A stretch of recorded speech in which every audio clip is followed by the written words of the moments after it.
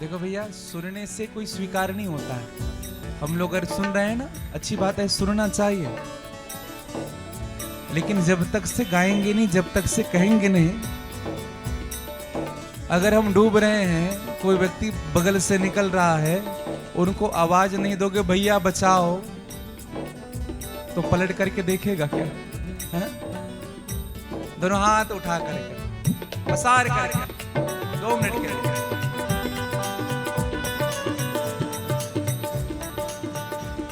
Hari Sharanam Hari Sharanam Hari Sharanam Hari Sharanam Hari Sharanam